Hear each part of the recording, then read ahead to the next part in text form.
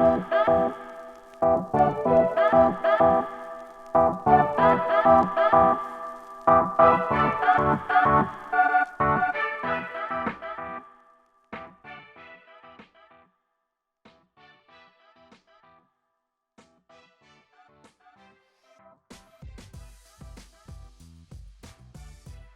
I got into franchising in a really circuitous way. My background was in education. I spent 15 years working in hospitality and had the pleasure to get to know a few regulars who worked in a really well-known franchise company based here in Columbus, Ohio. One of those guys was kind enough to give me a job, which introduced me to the franchise world. And I couldn't have had a better education than from the president of Wendy's International and the CEO of Arby's. So that really got me into franchising. And then I landed with Rev Local for a few years and have now found my home with FBR, providing some really data-driven insights that help grow franchise brands.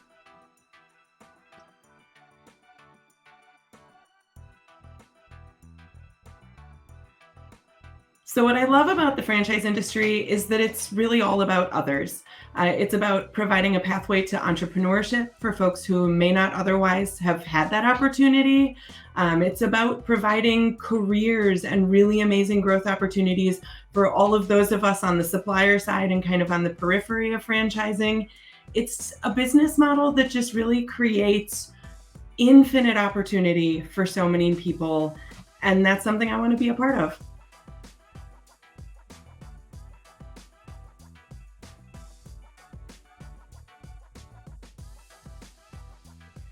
So I think one of the most commonly shared traits of the most successful folks that I have met in franchising is truly being other focused. This is not an industry for ego. It is not an industry to be self-serving.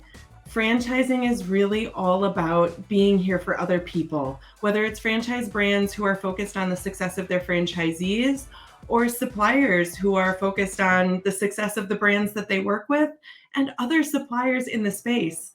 I just can't even tell you how many people have gone out of their way to give me a leg up as I've grown in my career. And that's something I aspire to do for others. And I think, one of those traits that just is a hallmark of those who are most successful in the business.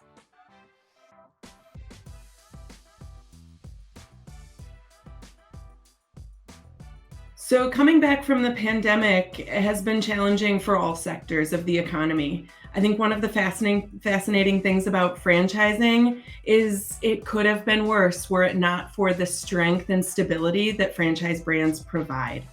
Certainly there's a lot of digging out to do, and it's exposed some of the weaknesses, whether it's weaknesses of brands specifically, where maybe they weren't as ready to communicate and provide support to their franchisees as they could have been.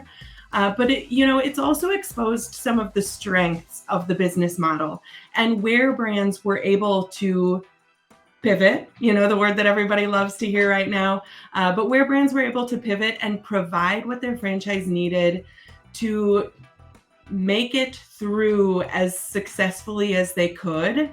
It's exposing our strengths as well. So we've definitely got some challenges ahead of us, but this is something we can all do together.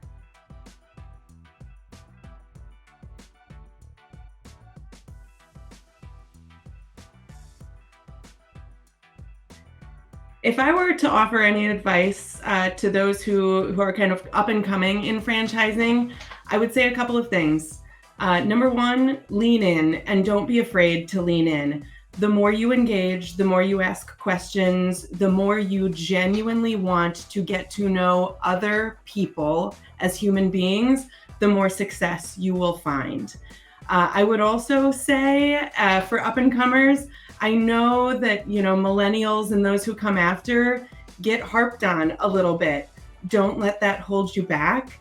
Again, lean into those strengths and where your passions can help change big legacy brands. Those legacy brands are here for it. I think sometimes franchise companies can get a little bit of a bad rap, like they're stuck in the mud or they're not willing to change. I've not found that to be true. And we need the passion and energy of the next generations to help us continue evolving these brands and this business model.